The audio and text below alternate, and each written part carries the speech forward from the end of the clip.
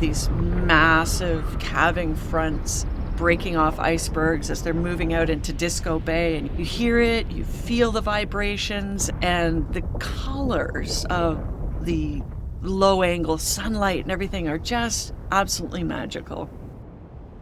That's Jill Heinerth, RCGS explorer in residence, one of the world's leading underwater explorers and cave divers, and a friend of this podcast, talking about her new documentary project, The Berg, following the life cycle of an iceberg from the calving grounds in Greenland to Newfoundland's Iceberg Alley. It airs on CBC's The Nature of Things this week and on CBC Gem.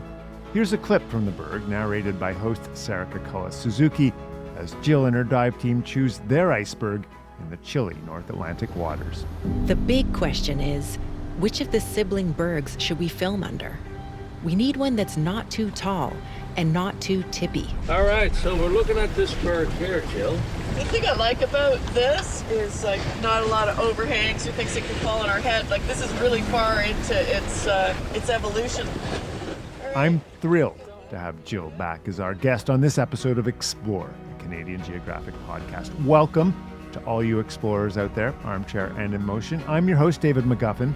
The 5th annual Can Geopolar Plunge is coming at us rapidly. Sunday, March 8th in freezing lakes, rivers, and oceans right across Canada. Jill has been a key member of our Polar Plunge team going back to the very first year when we had just a handful of plungers taking part here at Meech Lake. She's back with us again for year 5, raising money for Canadian Geographic expedition and research grants, education programs, storytelling, and much more. You can support Jill's plunge by donating at rcgs.org/Polar Plunge 2026. It's a great way to show your Canadian pride in this elbows up moment. Okay, now on to Jill Heinerth and her latest documentary project, The Berg, on CBC's The Nature of Things. Jill Heinerth, welcome back to the Explore podcast. It's great to be here with you today, David. Yeah, always a thrill to have you on. I think it's been about a year since we last had you. Yeah. And then it was your documentary was out and doing the circuit. And there's a new doc now that you're a part of on the nature of things, which I had the privilege of getting a sneak preview of. It's called The Berg. And can you just tell us a bit about The Berg and what is it that excited you about the project going in? Yeah, I actually have been sort of pitching the idea to people for years, to follow the journey of ice from the Greenland ice sheet across the Davis Strait down the coast of Labrador and Newfoundland, and really follow the life cycle of an iceberg and the life around it. And for me, it's such an important story because few people really understand where our ice comes from, why are we losing ice, and why do we even care about it? So yeah, this was a special one for me. And it starts off in Greenland. So that ice fjord is the Ilulissat? Yes. Ice fjord, which I've never been to Greenland and I'd love to go, but I've talked to a number of people who've been specifically there. Yeah. Just been blown away. Beauty, the sights, the sounds. Can you describe that place for us? It's one of these places on Earth where you just feel so connected to the planet and yet you feel so small, visiting a volcano. So when you go to Ilulissat, the town is beautiful and you can hike up this huge granite rocky hillside and then you can look down onto the ice fjord, which is rapidly changing, literally minute by minute, receding. You see these massive calving fronts breaking off icebergs as they're moving out into Disco Bay, and you hear it, you feel the vibrations, and the colors of the low angle sunlight and everything are just absolutely magical. I love the description of it as calving as well. This is actually an iceberg being birthing. Born. Yeah. Birthing. Yeah. So much of what an iceberg is that sense of production and the life around it, the primary production for everything in the polar regions. So it's the base of the food chain moving out and seeding the ocean as it goes. So ice is really important. So you guys follow the journey of this iceberg, and you actually pick an iceberg of your own. Yeah. Which is lovely. So first of all, on this podcast, we've talked about your experiences with icebergs, and they're dangerous. And you've Oh, had yeah. very near miss experiences with icebergs, but you keep coming back to them. And what is it about seeing them underwater? And It's so many things. Over 25 years ago, I went down to Antarctica to intercept the largest iceberg ever seen on our planet, something the size of Jamaica. And I went cave diving inside the iceberg, something that no human had ever done before. And for me, it was one of those very visceral experiences, getting down there and seeing climate change and sea level rise in real time, and also seeing ice as an endangered species and its impact just being so huge. That ice, imagine a millennia of snow falling on the Arctic or the Antarctic, compressing over time and becoming this very dense ice that is literally moving like a river off the landscape and into the ocean. And as it does so, there are microscopic microorganisms trapped in the layers of the ice.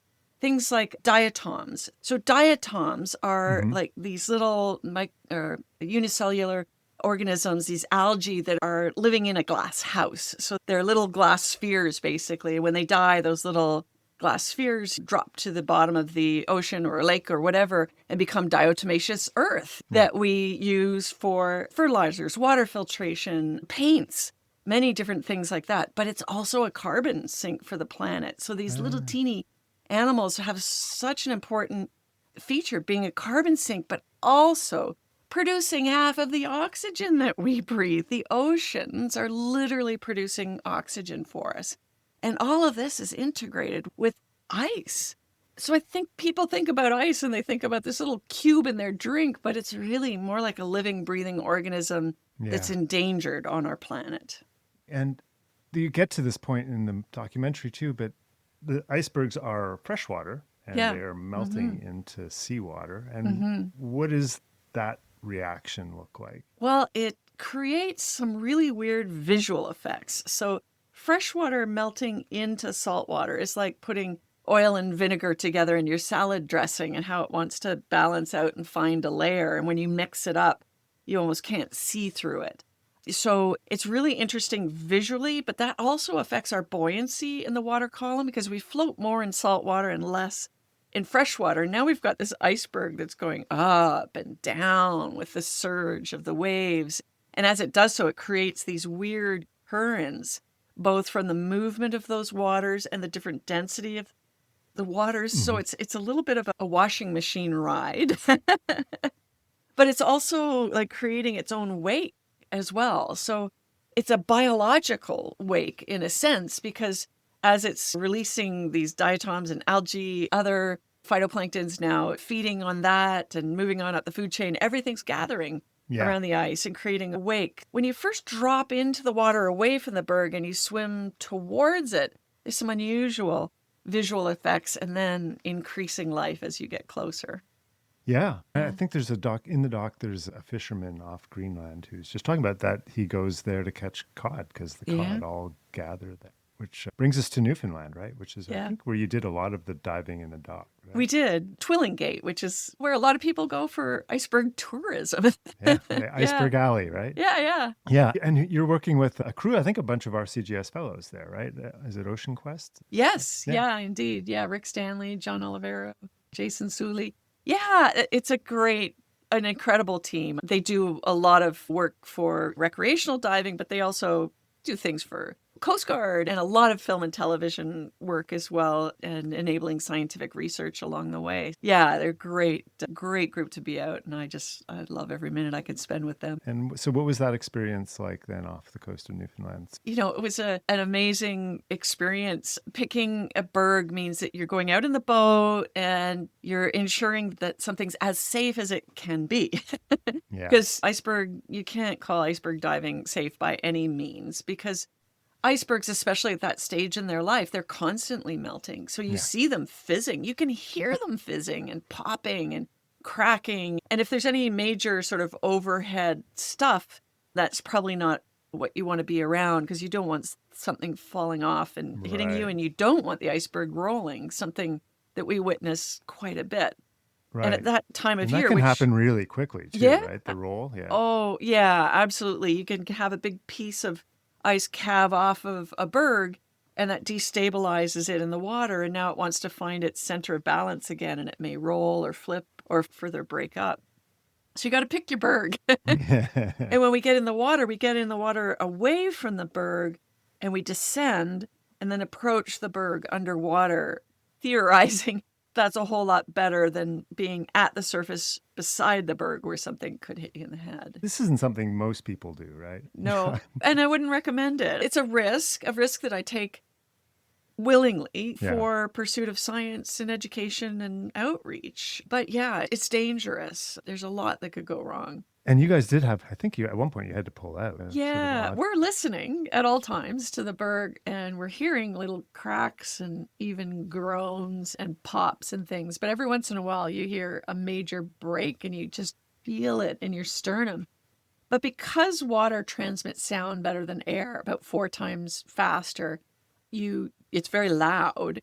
But you can't necessarily tell the direction because your ears are attuned to the speed of sound in air. And when it hits your ears faster, it can't figure out which ear got hit first and therefore where the direction is coming from. So underwater, you hear these loud sounds and you think, oh boy. And we have a system where anyone can call the dive at any time for any reason. And so we have a safety diver that's Jason Suley, who is focused on both watching us as well as listening for things like that. And his call is, let's go. Then we're gonna leave. Nobody can say, but wait, I have to film.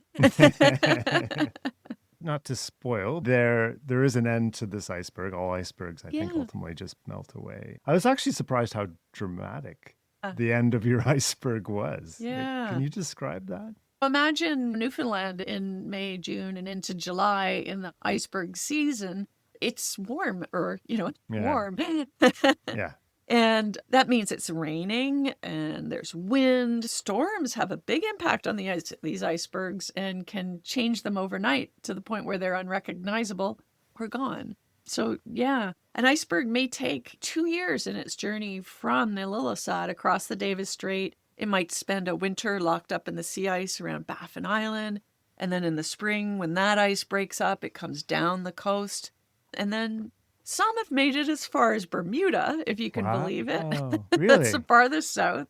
But most end their life either before or in Newfoundland at the latest. So we are catching them in their last minutes. Yeah. Yeah, so it's like a big storm came across. The next Yeah. morning, what had been this very solid piece of ice Yeah. was just scattered. It was like Yep. a battlefield almost. It's interesting because when I was in Antarctica, the diving that we were doing inside the B-15 iceberg, we were inside a chunk that was more than a square mile. We finished a dive where the currents had been ferocious from full moon tides, basically. And we got back on the boat, and an hour later, that entire iceberg exploded before our eyes, putting up a 30-foot wave right off the berg and turning into just a sea of ice as far as we could view it. It can be quite dramatic. It's not just melting back into the water. So you've been pitching this forever and you finally got to make it. And what's your favorite takeaway from this journey and documentary experience?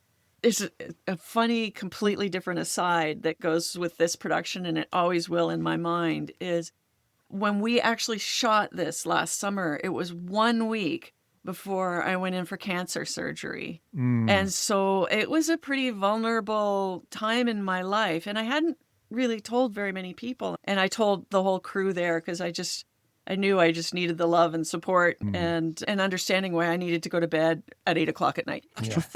But now I'm over a month past radiation therapy now, and this is coming out, and I feel like I'm hoping this is the end of my cancer journey. Yeah. So it's going to be bookended by that. And yet it also has a weird connection in the sense that understanding these small, weird, extremophile organisms, things, that we find around the icebergs or that we find in caves, like those kinds of animals that are too small for most people to care about are really important to humanity. Like we find bioactive compounds in extremophiles anti-cancer agents, antimicrobial, antibiotics that are more potent than we find in other environments. And so I'm always really interested in the underdog organisms in this world and how important it is to study these, because that might be the key to solving COVID or cancer or whatever else. Which comes back to climate change, and we need to act. Yeah. Absolutely. Yeah. If we're losing the ice environment, what else goes with it? The things that we can't see. Congratulations on your cancer Thanks. treatment and everything. Yeah. I'm so glad Feeling to hear good. that's coming through. Yeah. I mean, we've talked in the past just about how diving is this very in the moment experience too, where really you have to shed everything else when you're down there to be safe, among other things, to be aware, to be. And I'm wondering if, in a weird way, like doing that a week before your surgery was maybe helpful. Oh, it was so helpful. It was amazing. I mean, there's the physical aspects of being underwater. You're actually, from the pressure, you're getting a super dose of oxygen, which is a healing thing. Like that hyperbaric effect is real. And maybe that's why we feel so like, excited when we get out of the water. But yeah, it is my happy place and something that gives me a great comfort, but also when you descend, you kind of lose everything topside in terms of sound and stress and pressure. We had Ray Zahab on a couple of years ago, and he also went through a cancer fight. Yeah. And in between chemotherapies, did a cross Baffin Island trek in February. I remember talking to him, like, you're crazy, Ray. But in the end, I'm like, this is probably what he needs. Like, this is. Oh, it's so true. I mean, I actually went to the Arctic 2 weeks after my surgery. Oh, wow. And I kept saying, is this okay? Is this okay? To the doctor. And they're like, I don't know. I went and it was the first time in my life when I was kind of uncertain of my abilities. Like, they're like, who wants to go on the hard 10K hike? And I would have immediately said, me. I felt very vulnerable and uncertain. And about 2 weeks into my time in the Arctic, in a little community called Salaweet in Nunavik, I felt like myself again. Like, it was the most incredible community, where the only other time that they've had a vessel come to visit their community, and other than just make deliveries kind of thing, was the same Adventure Canada vessel the year earlier. The whole community was ready for our arrival, excited, and we had all these activities going on, and all the locals brought out their artwork and were sharing stories and selling pieces. And then we had this great gathering in the gymnasium with country food, where you spread out big pieces of cardboard on the gym floor and you put out all this beautiful food that's been prepared, from caribou to seal to narwhal, like everything out. And we're all sitting on the floor enjoying that. And then the band started. And that's when I discovered that a lot of my shipmates were musicians that hadn't said anything. And suddenly someone's playing the accordion, someone's playing the drums. And then we're all up dancing. And I don't dance. But there I am, like, just like doing a square dance and swinging around with this one young fellow who, interestingly, was wearing a Canadian Geographic shirt. No way. Kyle. And so I'm dancing with him, just having a wonderful time. And then I left him with the rest of my RCGS gear. And in that moment, it's like I felt like myself again. And I hadn't felt like myself for probably a year since the diagnosis. And it was like hope in this tiny little community in Nunavik. And it just shows you the importance of putting yourself out there too. Like, and connecting with people. Yeah, and connecting. Yeah. Community is such a thing too. Yeah, it's beautiful. Curious too about, I mean, you mentioned you went through radiation and all. I mean, my father-in-law's been through all that. Yeah. So I've seen it up close. It's hard. It's really hard. And I'm just wondering what you were able to draw from your experiences doing the work you do that helped you through that. Yeah. No, lots. I applied my explorer's mindset to all of this. And I was when the doctor said, this is what we're going to do, I was running home and looking at YouTube videos of surgery. And she's, what are you doing that for? I'm like, I want to know exactly what you're doing. I want to pre-visualize it. I want to understand it. And all that really helped. But in sharing my diagnosis with people, like, because you're scared to do that because it's going to maybe affect how people perceive you, or maybe affect whether someone picks up a phone and offers you a work contract or something. Like, you really do have an assault to your self-image. But when you open up and you realize that 40% of Canadians are going to face cancer in their lifetime, then a lot of people share their stories and lift you up with their experiences. And through that, I realized that we're all going to be called to be courageous at some time in our life, right? And whether that's diving inside of an iceberg or whether it's just going face to face with an existential threat like cancer, it's the same strategies that you apply to coping and healing. And the biggest thing that I took away from it is that something that my great uncle used to whisper in my ear. He would say, Jill, you alone can do it, but you cannot do it alone.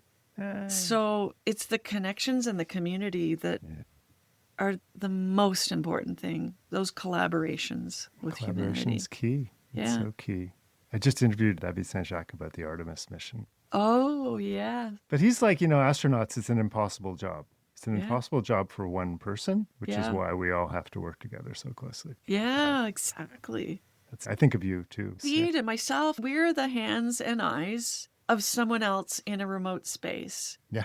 So for him, it's the ISS. For me, it might be inside a cave or under an iceberg, somewhere someone else can't go. And yet I don't have all of their background knowledge and their particular specialty. I have like cursory knowledge that enables me to both support their work, their sampling, and then also help them to communicate about it in a way that reaches a large population that's not so academic. Exactly. Yeah. And so I think you've got some interesting things coming up. Yeah, in a couple of days, I'm headed over to Lake Simcoe on a project that's led by Andrew Budziak, and his project's called Freeze the Future, and he's been supported by the Trebek Initiative, and has also just been named the EC50, which is the Explorers Club 50 explorers you should know. So each year they put out 50 names and projects that they want to highlight.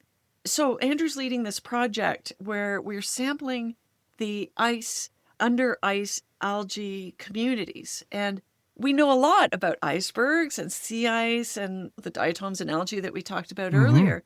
But very few people have looked at the under ice area in lakes and rivers as primary productivity. And maybe shame on us because we hog all the lakes in Canada. We've got 63% of the world's lakes in Canada. And those used to be frozen 6 months of the year, giving lots of time for the development of these algal colonies. But in our lifetimes, some lakes don't freeze, or the amount of time they're frozen, just like the sea ice in the north, is getting shorter and shorter.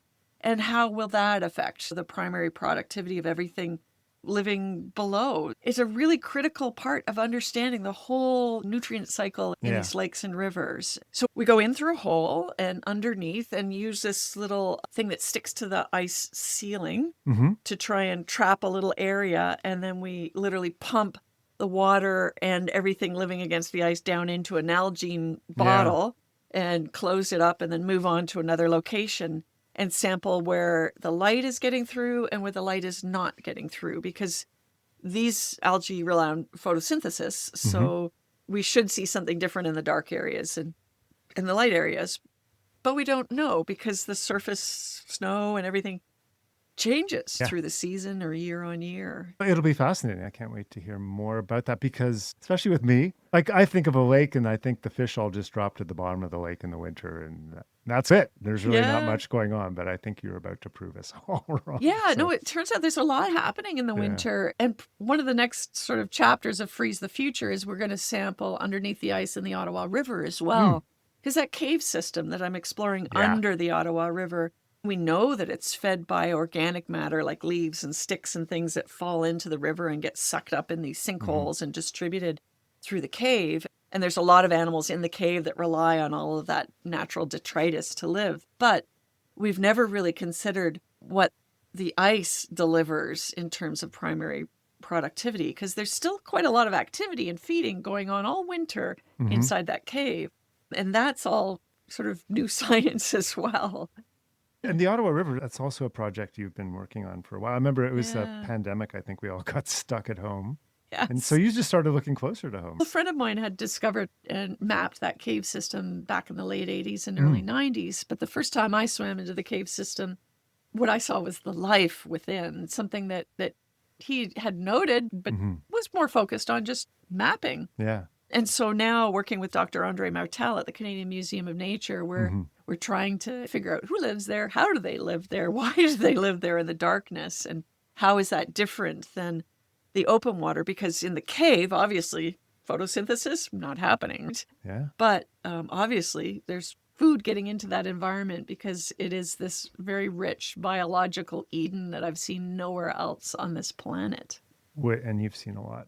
Yeah, over 8,000 dives, and a lot of those focused on caves. So Yeah. this is a really special place. It's an underwater cave under the river, like It actually is. under the river Yeah. bed, which seems very unique too. Yeah, it pops up in little sinkholes or Yeah. dolines, as we call them. So sometimes the water's flowing out on the land into a pool, and sometimes in the river, there's actually like a hole in the bottom of the river that leads down into the cave system. What's next with that project, or what's got you excited? I'm just so excited about that project because I get more questions than answers. The more we uncover, the more there is to do. But I'm also really excited about the partnerships that I've built with some of the Indigenous communities that are now the protectors of the environment on top of the cave. And it's obviously all linked together.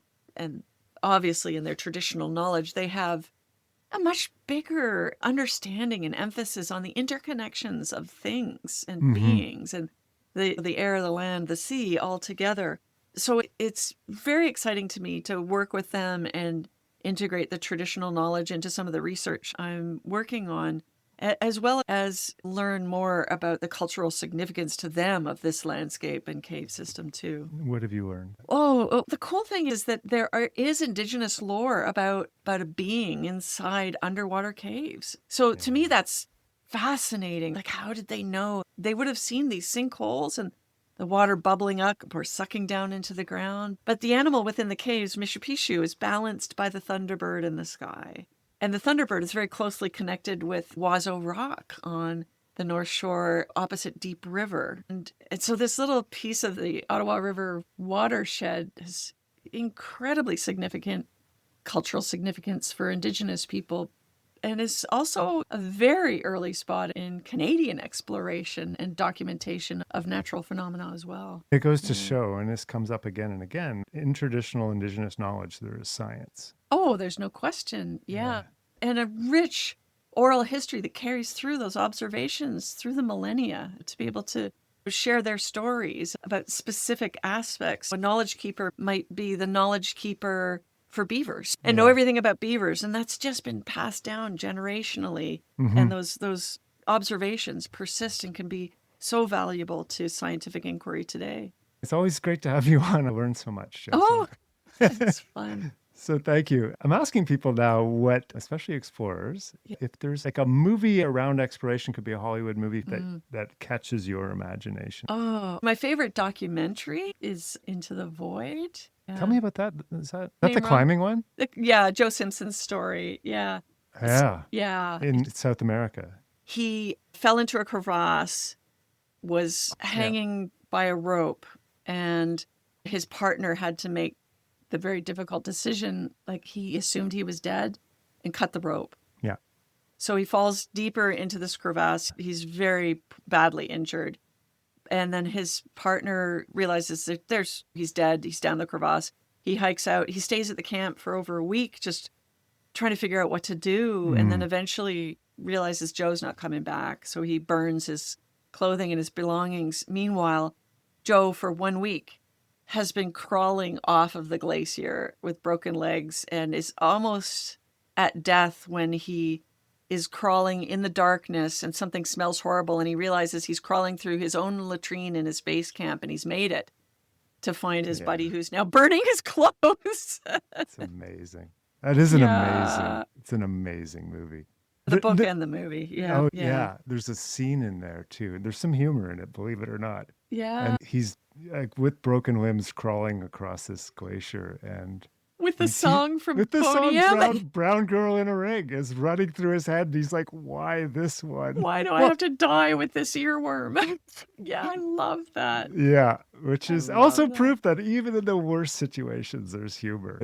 Yeah, so I've always been the lover of documentaries and true life survival stories. As a kid, Reader's Digest drama in real life, that little 2, 3, 4 page short story, it always kept me fascinated as a kid. Yeah.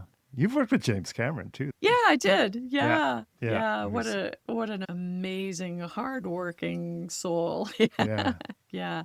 We both saw him speak at Canadian Geographic headquarters a couple of years ago. And the When he thing was that with Joe McGinnis. With Joe McGinnis, it's amazing talk about mentorship, and there's so many great things about it. But the thing It was, yeah. that blew me away was that he basically makes these billion-dollar Hollywood movies so he can fund exploration in the oceans. Absolutely. Yeah. That's exactly what he told me when we worked together. He's like, yeah, I made Titanic just for the money. Like, I want to explore the oceans. And that's been his dream since he was a 12-year-old kid.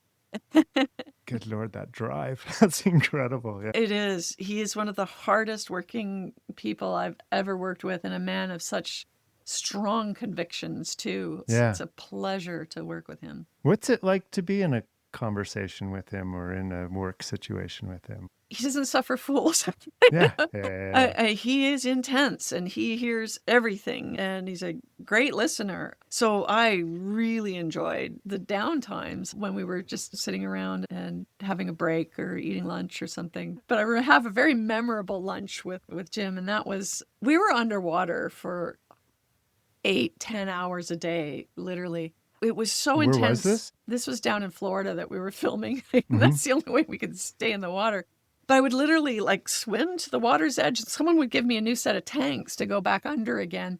So when we break for lunch, we didn't get out of the water. So I have a photo of the two of us standing in waist deep water, and my full face mask is tipped up on my head, and we're both eating a slice of pizza, which has been flipped to us like a Frisbee in the water. And I thought to myself, wow, this is a moment. Like, if anyone ever said he wasn't a hard worker, they not spend a day with him. This is lunch break. That's awesome. Mm-hmm. Well, listen, Jill, I'm so happy you're doing well, and it's great to see you doing well. And you're a great friend to this podcast, and the Polar Plunge too, which you take part in. Yes, I get to see you. We can both jump into cold water together. Together, exactly. Maybe take a pause and peek under the surface of the ice and look look for life stuff. Now. Yeah.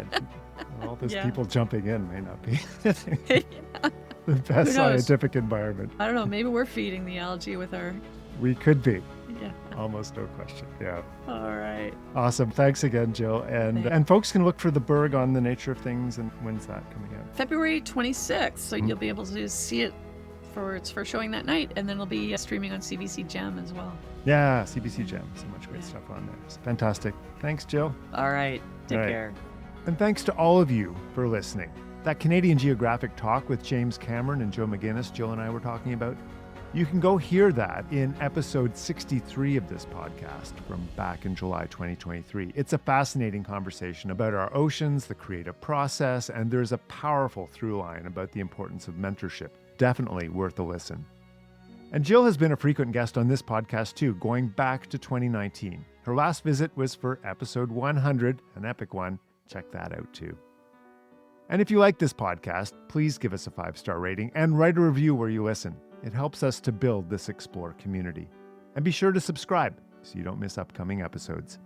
We've got some great ones cooking up. Until next time, when we'll explore again. I'm David McGuffin. I think right now we're enjoying very much looking back at the Earth, and it's just a fantastic experience, and I just can't wait to get back and start telling people We about left Simpson about June 10th with the Fur Brigade, consisting of a number of yacht boats, each manned by 10 voyageurs.